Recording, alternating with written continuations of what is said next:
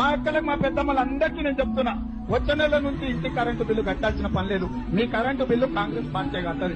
₹1 కూడా కరెంటు మీకు కట్టాల్సిన పనే లేదు. టీవీ పెట్టుకోవచ్చు, ఫ్యాన్ వేసుకోవచ్చు.